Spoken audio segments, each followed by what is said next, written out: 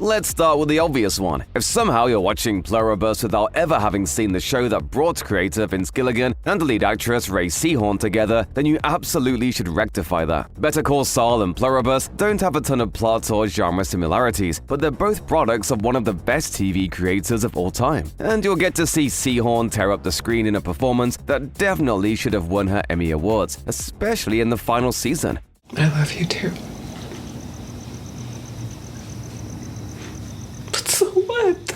Bob Odenkirk's Saul Goodman was a pretty minor character on Breaking Bad, but Better Call Saul really fleshes out the man once known as Jimmy McGill. The show follows his journey from a struggling low-level attorney at a big firm to a slimy, billboard-buying lawyer for drug dealers. Gilligan takes the opportunity to dig into just what forms personal morality in both a prequel and a sequel to Breaking Bad. The creator and cast pose just as many human questions in Better Call Saul as in Pluribus, just on a different canvas.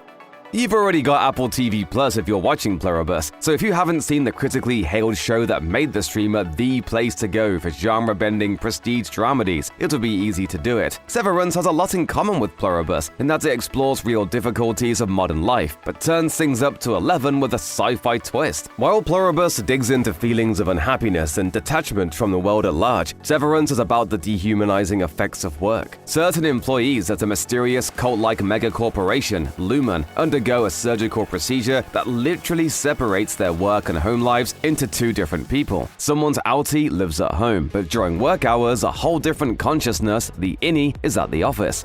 I hate that term, innie. So infantilizing. Over its 2 seasons so far, the employees in Lumen's macrodata refinement division have rebelled against the constraints of their workplace, finding community, but also huge complications in the process. Maybe the premise was too similar to the Left Behind series, or maybe people were burned out from co-creator Damon Lindelof's previous show, Lost. Either way, people slept on The Leftovers when it ran on HBO from 2014 to 2017. Another factor that could have made viewers hesitant was some pretty heavy subject matter. But if you like the take Pluribus has on loneliness and depression, then The Leftovers is likely to click for you. It offers a tangible, dramatic cosmic explanation for why people feel wrong sometimes, exploring emotional pain in minute detail. The Leftovers follows the people left on Earth after a rapture disappears a small percentage of the world's population. Many of those who have been left over struggle to grasp the gravity of the situation. Many pull away from the herd, becoming even more isolated. Of course, Carol doesn't have the luxury of a world grappling with the same gigantic change as her. There are only a dozen people on the whole planet who haven't been impacted by this happy virus. But The Leftovers is also about exploring the balance between the individual and society, and its 3 seasons are worth a watch.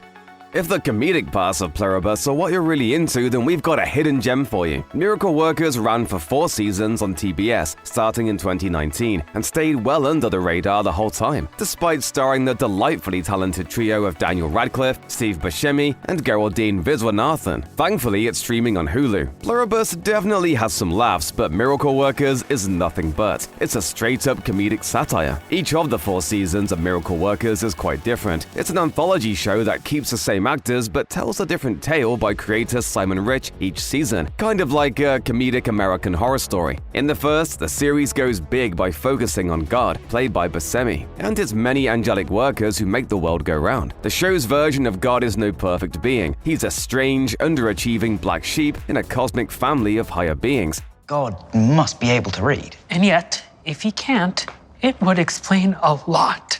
Turns out free will was an ill-advised notion, and his relatives think he should put a stop to the whole Earth experiment. Radcliffe and Viswanathan play angels in the miracles department who hope to change his mind by successfully coaxing a couple of humans into embracing the miracle of a romantic spark. It's a romantic comedy on paper, but it's also a high-concept examination of humanity and the function of free will, kinda like Pluribus. A big part of why Pluribus works is that the audience can really connect to Seahorn's Carol, thanks to her performance and some smart writing. She has to accomplish 2 things. First, she's got to serve as a stand-in for the viewer, the in-universe voice asking the same questions anyone might ask in the same situation. Carol also needs to be entirely unique. In a world where most people share the same mind, it is especially crucial that Carol have an original and compelling point of view. Another show where the lead character draws you in with her unique perspective, in this case by speaking directly to to you, the viewer, is Phoebe Waller-Bridge's two-season BBC opus, Fleabag, which is streaming on Amazon Prime. How the audience views Waller-Bridge's Fleabag, yes, that's the character's name, in the beginning of the series, is probably very much like what Carol might seem to be from the perspective of the human hive mind in Pluribus. Both Fleabag and Carol appear to be working against their own self-interest. In Fleabag's case, it seems like intentional self-destruction at times. The way that both characters contain multitudes, they can be unlikable and incredibly relatable at the same time, is one of the biggest draws of both shows. Tough crowd. If Seahorn's performance is what you love most about Pluribus, then definitely give Fleabag a try.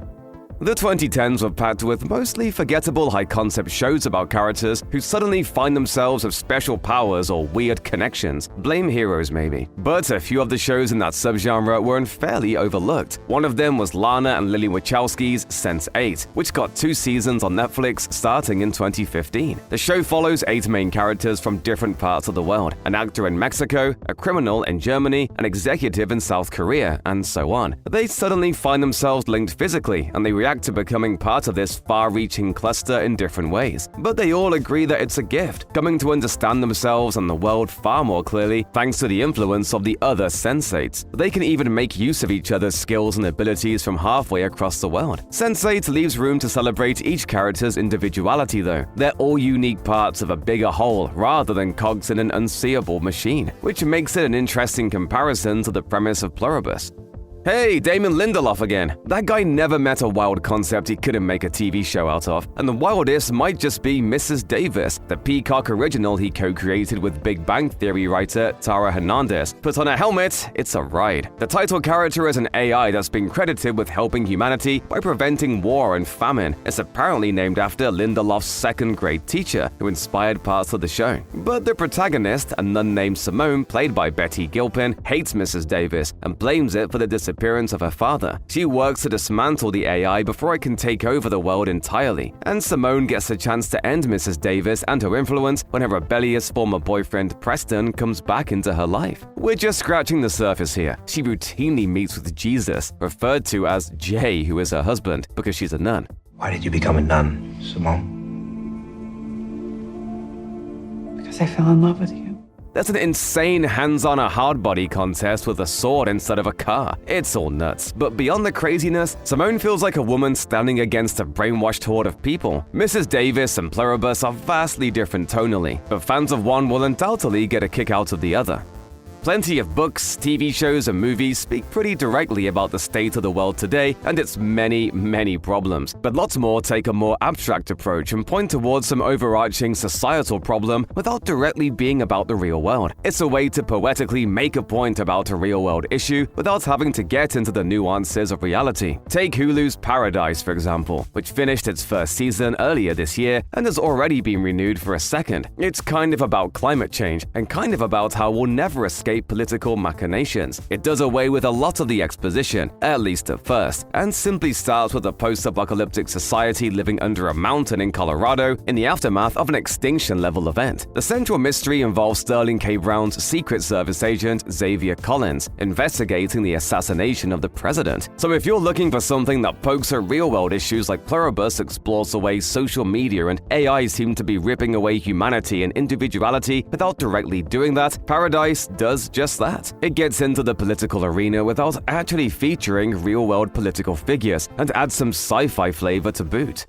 No, the 8-season Fox series House MD doesn't share a lot of plot elements with Pluribus. If the name wasn't a giveaway, House is a medical drama loosely based on Sherlock Holmes. It's very much a case-of-the-week procedural where Hugh Laurie's Dr. Gregory House and his team have to figure out what's afflicting their patients. What House does share with Pluribus, though, is some key character elements. In both, the lead seems, at least at first, resistant to happiness. House offers up a character who is ruthlessly efficient at depriving himself of good things. The only reason to take antidepressants is because you're depressed. Are you going to admit that? Nope. I'm going to prove that I'm not depressed. He is irritable, toxic towards his co-workers, and only able to get away with his atrocious bedside manner because he's one of the most brilliant diagnostic doctors in the world. Dr. Gregory House is one of the best TV characters of the 21st century, and part of the appeal is how rugged and resistant to happiness he is. His only real friend, Dr. James Wilson, get it, like Watson, often highlights his aversion to positive progress. The fact that House doesn't always address that this aversion likely comes from his unprocessed inner turmoil. House and Pluribus ask audiences to consider whether happiness can truly be achieved by ignoring pain. Here's another one you can watch on Apple TV Plus after the latest episode of Pluribus ends. At first glance, Murderbot doesn't have much in common with Pluribus, but once again, the connecting element is all about the characters. The title character of Murderbot is a security unit, often shortened to Sec Unit, played to perfection by Alexander Skarsgård. Skarsgård's robot has managed to break the code, keeping him under corporate control. The same sense of unease that comes from watching Carol deal with her overly cheery caretakers on Pluribus also pervades Murderbot. The title robot must operate in a state of constant paranoia and caution to make sure no humans discover that he has defeated his programming. The similarities between Carol and Murderbot don't stop there either. Both are highly dedicated to preserving their freedom, but neither of them seem to have a particular reason for their vigor. They're both quite depressed. Another similarity in this series, they're both among the best new shows of 2025.